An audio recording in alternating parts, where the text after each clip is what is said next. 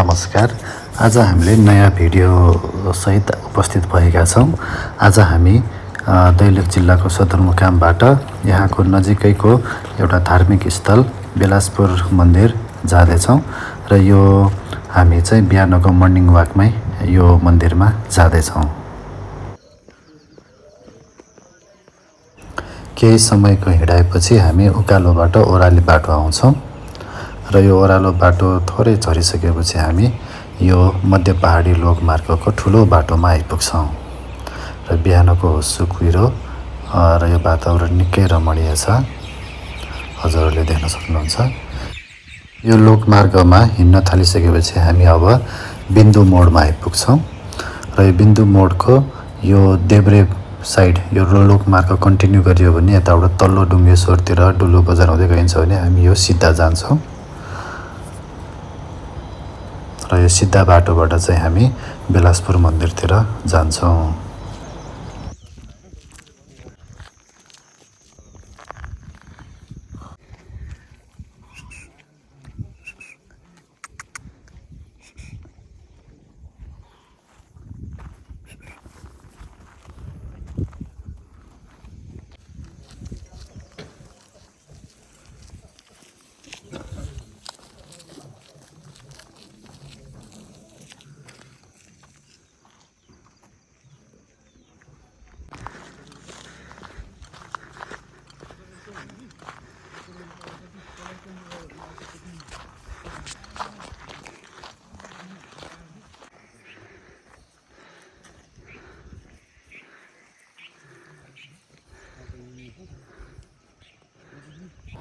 यो देखेको डाँडाको टुप्पा चाहिँ डुल्लु बजार हो, दैलेख जिल्लाको पुरानो सदरमुकाम।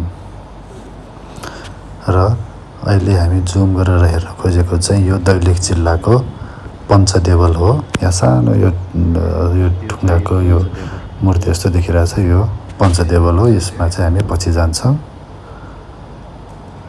अहिले चाहिँ हामी यताबाट बेलासपुर मन्दिर जान्छौँ र अब हामी बेलासपुर मन्दिर जाने गेटतिर पनि आइसक्यौँ र अब हामी यो खोड्किला चढ्छौँ।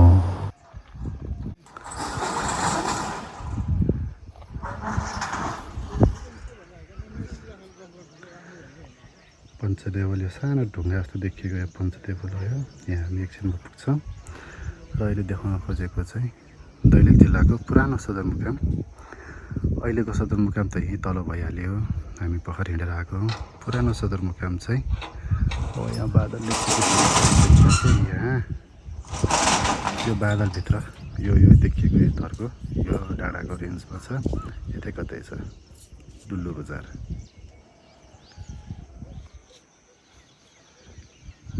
अब हामी बेलासपुर मन्दिर उक्लिँदैछौँ।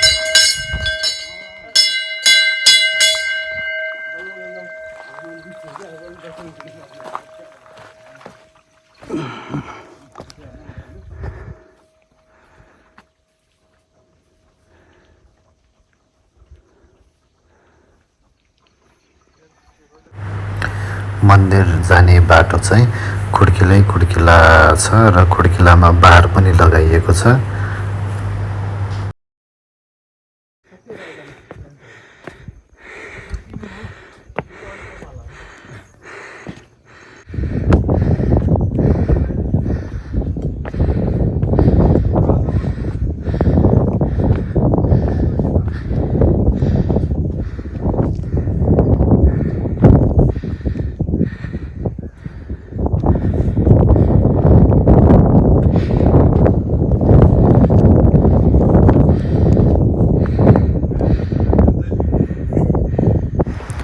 मन्दिरको खोड्किला चढ्दाखेरि यहाँबाट देखिने डाँडाहरूको दृश्य निकै राम्रो देखिन्छ।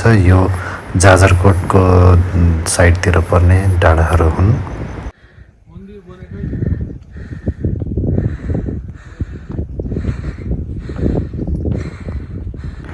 ठाडो उकालोको खुड्किलाहरू चढेर माथि आइसकेपछि चाहिँ यो माथिको मन्दिरको मेन गेटमा आइपुग्छौँ हामी।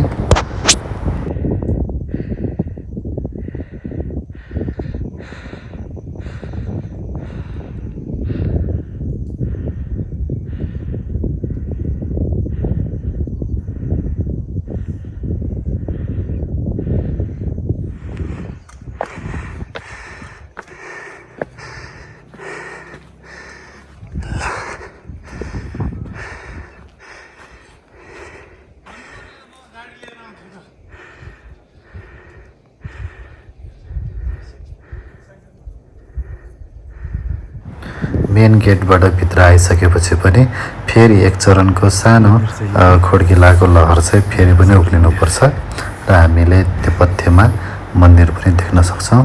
यो दैलेखको सदरमुकाम को यो बेलासपुर बटुक भैरव मन्दिर हो।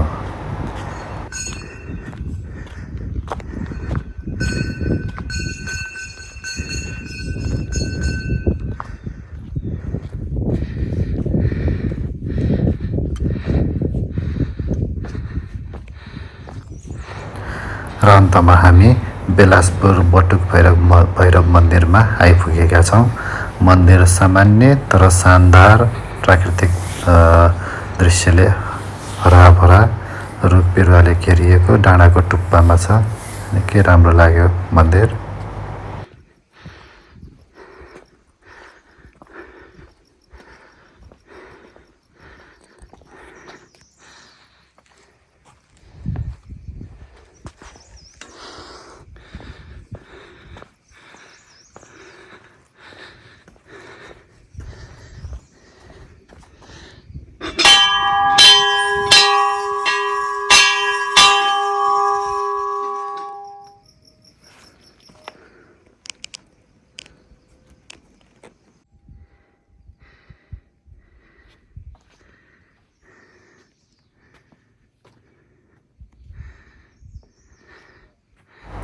हामी आउँदाखेरि मन्दिरको गेटमा ताल चलाइरहेको भएर हामीले बाहिरैबाट भगवानको दर्शन गऱ्यौँ। निकै राम्रो लाग्यो। यो मन्दिरको भित्री भाग जहाँ चाहिँ भगवानलाई राखिएको छ।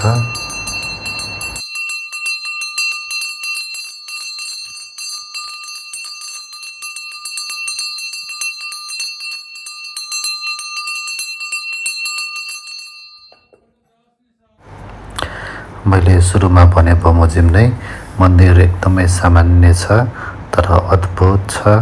निकै राम्रो देखिन्छ। प्राकृतिक सौन्दर्यले भरिपूर्ण छ, हराभरा छ, डाँडाको टुप्पामा छ। र अब भने चाहिँ हामीले बेलासपुर बटुक भैरवको दर्शन गरिसकेपछि अब बिस्तारै फर्किने तर्खर गर्दैछौँ।